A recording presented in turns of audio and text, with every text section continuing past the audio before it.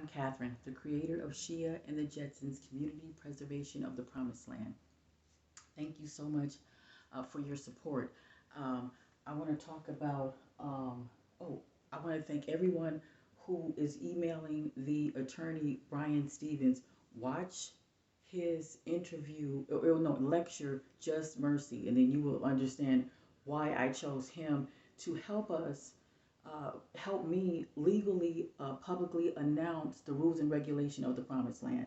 You know, that we have to have our 2022, well, 2019 to 2022 motorhome vehicle coach, motorhome coach. Okay, so it's actually a Jetsons that I patent for it to, in 2 years, it'll be able to fly like a jet, and it's waterproof and everything.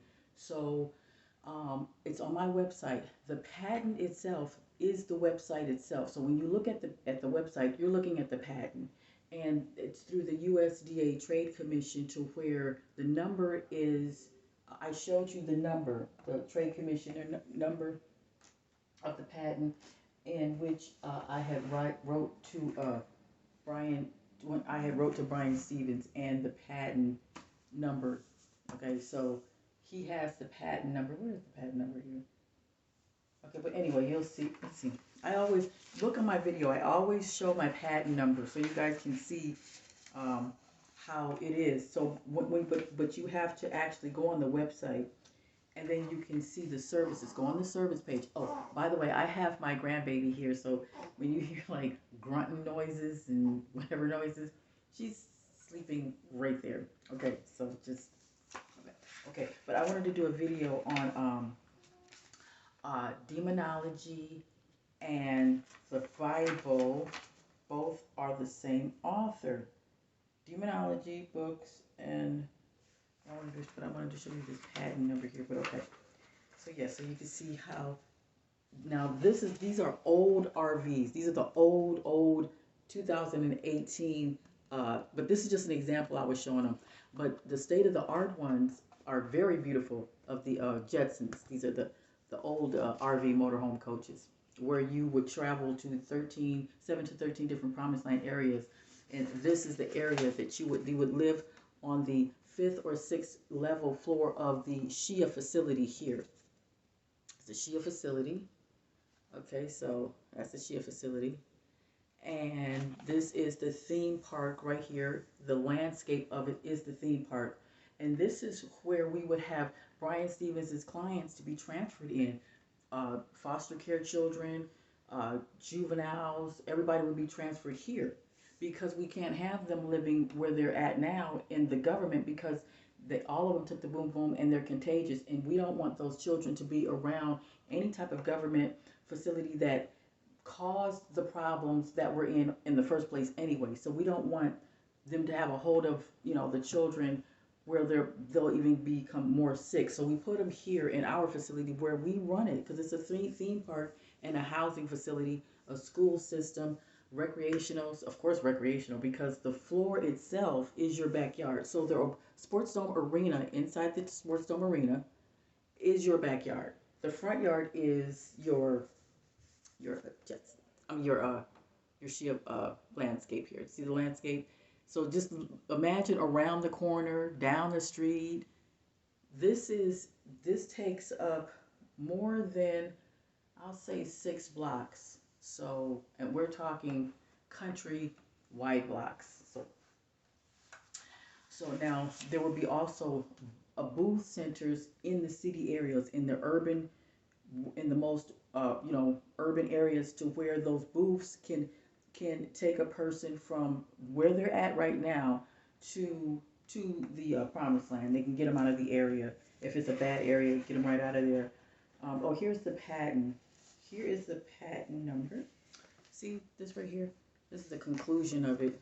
You see, who was I writing to on this? Oh yeah, there was a reparation compensation. Yeah, you can see it. You see it? Let's see if you can see.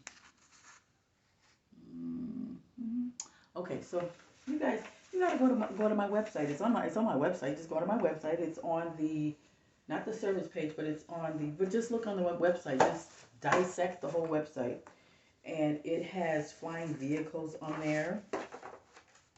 and it has the patent uh, services on how it functions. But what I wanted to talk about was also, ooh, thank you, Machiavelli. You had sent the lawyer three messages to take my case. Okay, that's enough. Thank you very much. Okay, no more. Just one per. Like when you guys donate. I mean, when you guys tell him something three times, and then you're right, or maybe not even three times, maybe two times. You know what I'm saying? Just to get it in. I'm so glad he did that. You don't even know. There was two other people who did the same thing, and here, where is? Okay, it was another one. She said, "I did it. I did it. Thank you so much." Because we have to send him these letters so that he can say, "Yes, Catherine. What do you want?" You know what I want, Mister. Oh, okay. So listen, we're gonna go to the. Okay, now here are demonology books. Okay, now before the Bible came out, it was demonology books first. Why was it demonology books? Because we would consider if you was to look at another race of people like white people, you would consider them as being demon as a demon. They considered themselves as being demons. They knew that they were demons and they labeled themselves as being demons. So they wrote the book on how to take the exorcism, how to be an exorcism, to take the demon out of them, to take the evil out, because they was killing their own people in the 1300s. Like I said, go to TV Crump. He shows this one guy named Booker. He's very conscious. If you go down to the levels of demons, werewolves, and vampires, like we're in right now, and you don't know it, then you are conscious. You're conscious because you understand that they even say that they're demons because they wrote the book. They wrote the demonology book first, then they wrote the Bible. So the same author who wrote the Bible, I mean, who wrote the demonology book, wrote the Bible, and it's King James. King James wrote it. Okay, so here is King James demonology book. Now, when we talk about the Bible, we're talking about a demon. We're talking about a demon book. Okay, so if you could look at that, see how it says that. What do these books have in common? Which witchcraft book? This is King James author. Demonology book. King James is the author, and then the Bible is the same author. But when we talk about King James, we're talking about just just a race of people in general. We're not talking about one man. When we're talking about demonology books, we're talking about a community, a state, a country full of people who would be labeled as demons based on what they do. They kill you.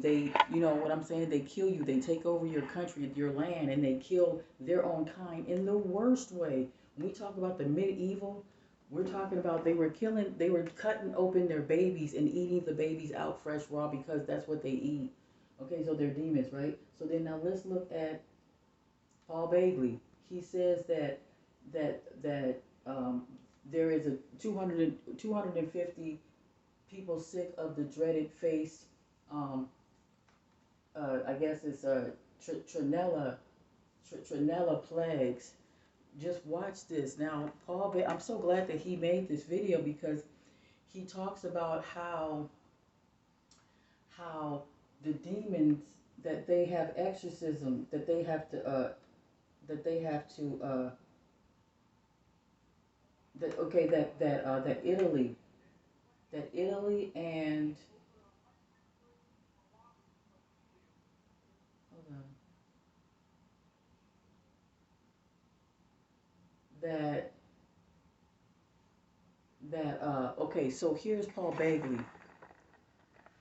Now he knows all about demonology, because in exorcism and stuff, because his bloodline goes back to that. That's what they are founded upon. Because if you are now, when I say that a person is like the white race is a parasite, I don't mean that in a bad way. I don't mean that to be mean. I don't mean that the white race is as a parasite to be mean. I'm saying that they are a parasite because of what they do. Like their actions is based on, you know what I'm saying? Because what is a parasite? A parasite would feed off of the organic host race of any organic body, whether it be a computer virus, It'll be, it'll latch onto it and it'll feed off it until it's dead. This is what the white race do because they were made. They weren't born. So they weren't born from the Most High God. They weren't born from the star plasma. See, melanin is star plasma. It's star. We are made from plasma, from the stars. Okay, and the color would be black, brown, green, and blue. I'm just saying.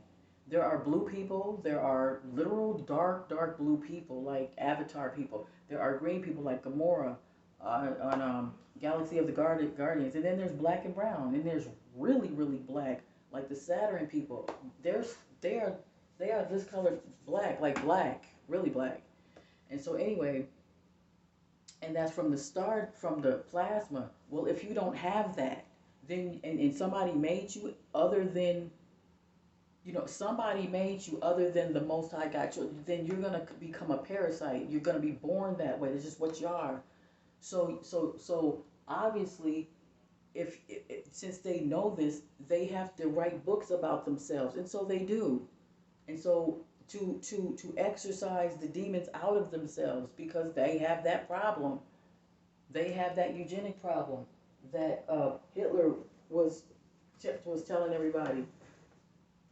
This book right here, is letting you know that they had that problem, you know, and so people think that, oh, well Hitler's bad. He was killing a lot of people. Yes, but what was he killing? He was killing demons. I'm not saying it. I'm just, people might think what I'm saying is like crazy or something.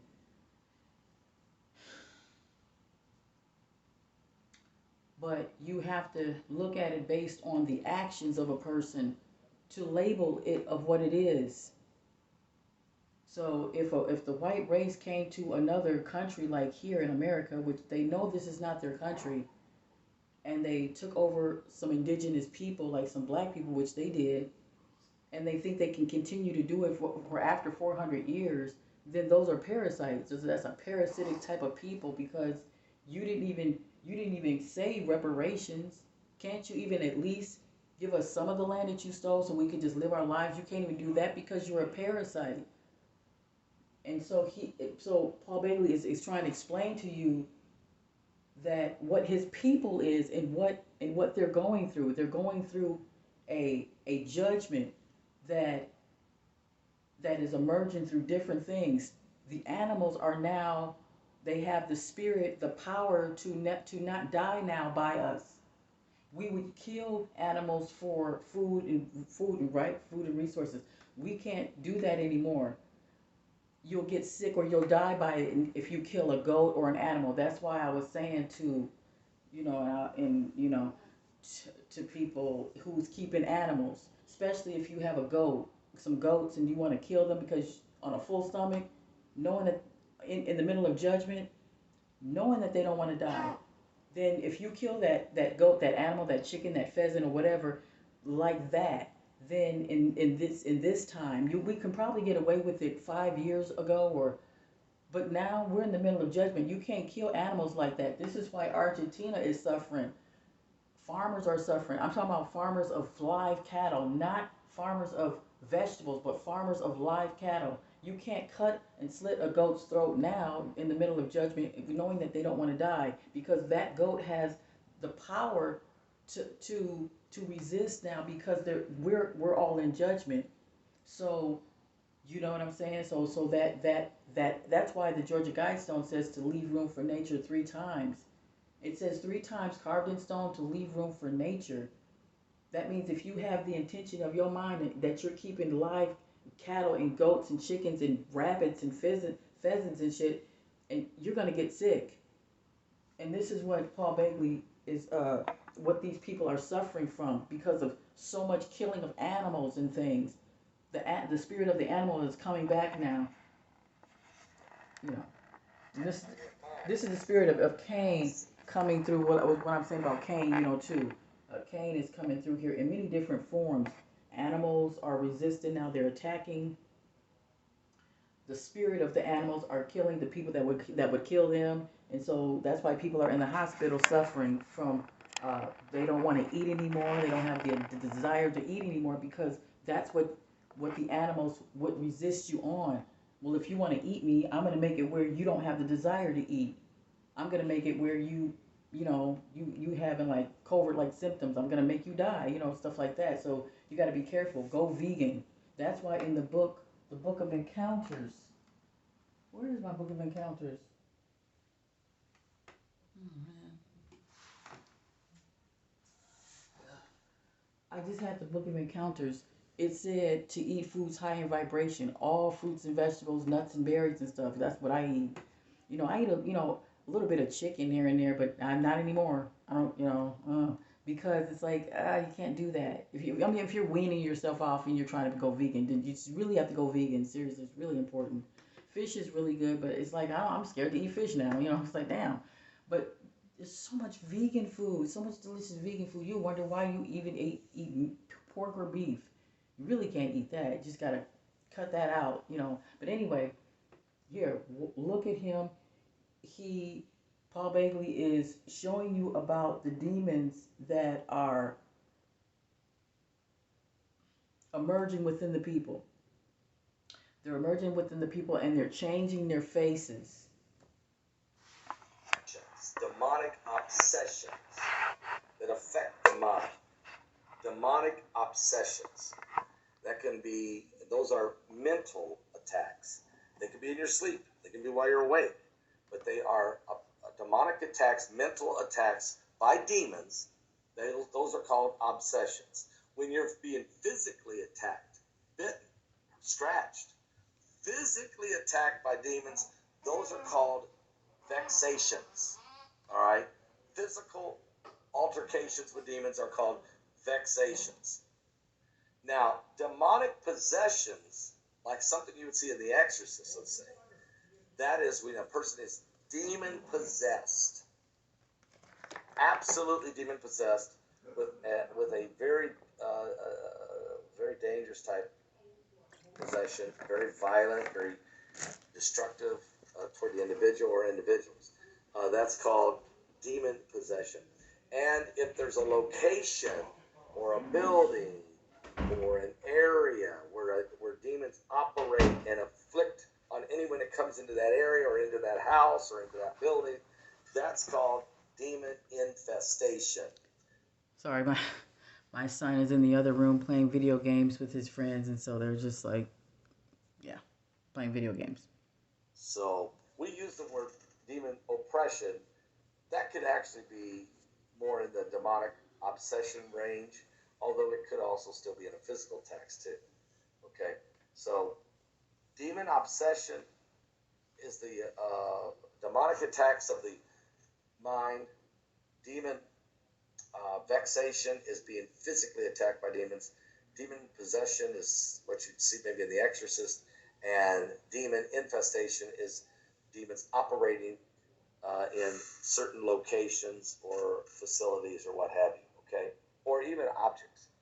Okay, so that's another story. But anyway, I'll tell you more about that if you guys want to take... Okay, listen, so when he's saying that the demons are, in objects, okay, so what my point is that they're everywhere. So if demons is everywhere, this is why we live in poverty, because the demons are in the government. They are the demons. And this is why we live in poverty, because we live in their world. We don't live in our world.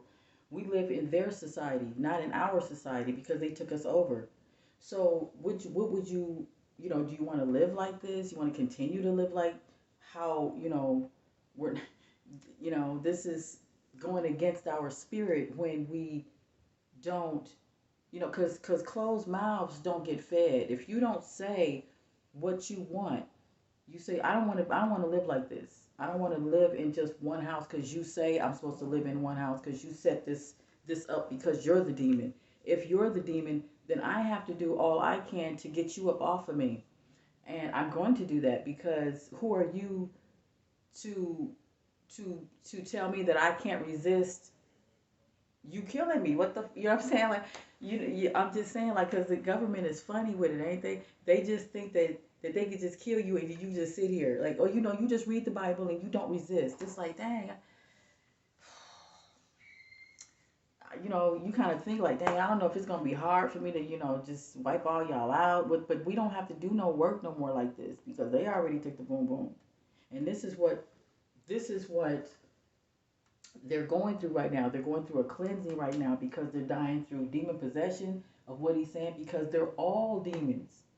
So when he says that, their face is changing and he's going through different levels of different type of demon possessions that they're going through, they've always been doing that. I mean, it's always been because if you come to a country and you conquer some guys, then obviously you would have to be the opposite of a guy is a demon. So everything that you ever did in America was demonified shit. Bona fide, but this was demonified shit. Class, please take it. I'm teaching it at the Paul Bailey School of Prophecy. Sign up for my class, or check out one of the other classes. There was great teachers. We have great teachers and great classes. I think you really want And to he's get in on. teaching I you, teach and he's these teaching two. you how to exercise the demons. But why do we have to live in a world where we have children? We have our children, and we are around people who are demons, and we don't even know it. Because see, these demons they come with smiles. I mean, damn, Becky at the grocery store that works at the grocery store is her bloodline is. I mean, her bloodline. It's just, I mean, we live in. I mean, they came here and they conquered us, so it's like we're scattered literally amongst the heathens. Like that's real. We're literally scattered. And so the fact that we're scattered for 400 years, this is an abomination. So we can't yep. So see, this is where the boom booms comes in at. See, we don't have to do anything now because now you have to think back. Oh, never mind. We got to just sit here and wait, and of course get at that lawyer and Machiavelli. You did all that you did, sugar. You good. Yep, 3 times. That's enough. Cause knock 3 times. What's that song? Knock 3 times on the ceiling. But yeah, knock 3 times, honey. That's all. That's all we're gonna do. Just 3 times. But maybe just once. Just really. I just we're gonna one time because if all of us do it, all of us, we can't lose. We cannot lose. We can't lose. He gonna be like, what, Catherine? What do you? I'm getting so many emails. Yeah, good. Okay, yes. Now listen. You said you had hundreds and hundreds of cases. I'm the one that brings your cases over to the promised land. That way you don't have a case. Well, and what his case would be is that he would have his clients and that would be great for him to be what he is, the lawyer. It's great that he's what he is because the clients will come to him and he just transfer them over. He can actually sift through the ones that can come in and that shouldn't come in. It's like because he would know he's the lawyer, and it can and he can monitor or he can sift through who's good and who's bad, who can come in and who can't, because not everybody can get into the promised land. You can't have no evil people coming in here. And what's the point of having a promised land? Okay, so anyway, what was I saying? So yeah, so he would be good. So what he would do is he would just transfer his clients over. You know, um, the story of the boy that shot the sheriff, him and his mother would have, if the promised land was already made, they wouldn't even have a problem. There would be no such thing as domestic violence because how? If you have many different houses to live in, hell, if you guys get in an argument, you'd be like, okay, bye. Yeah, you can get into your little Jetsons and drive away, pack your shit and like, he'll get into here. He won't even be bothered with you. Like, oh, well, I got my shit, you got your because when a man and a woman, if they're married, each of them get their Jetsons. The woman gets hers and the man get his. And then when the kids turn a certain age, like 20, 18, or yeah, when they can drive, then they'll get their own Jetsons. But anyway, um, but yeah, so yeah, it wouldn't be no domestic violence. No, of course, no cop can tell you that you're a felon because they're not indigenous. They're not from this land.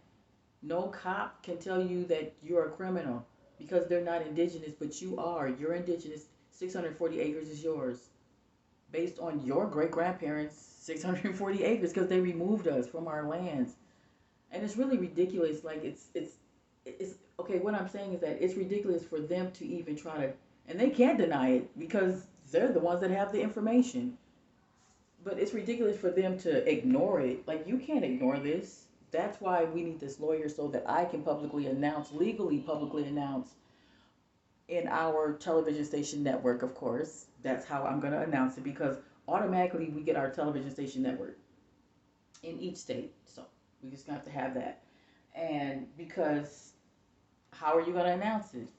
So it will start in California, and then it would be announced, of course, where the promised lands would be at. And in each promised land, it would have the service to where we can see each promised land go down the way that it is live, because each promised land has its own television station network. So let's say Yeshua Pandera in Gary, Indiana, he would have his, and he would show what's going on in his promised land, just like I would show what's going on in mine, and we can communicate back and forth like that. Even while we're traveling in the Jetsons, you can see how I'm traveling in the Jetsons, going from state to state, seeing the people and everything. And that's what brings the great gathering of the gods, because you can see everybody gathering in each state, and we don't know each other, but yet we know each other, because we come together on this one common goal thing, where we have to get out of what we're in now to get into the promised land, to be together, to say, okay, so now we're in the promised land, we have our theme park, we're going to forget about what we just left, because it's going to be so much excitement in, because it's a theme park that'll keep us occupied with our loved ones and our children, to do something that's worthwhile. Like, there's 13 different promised land theme park attractions to choose from.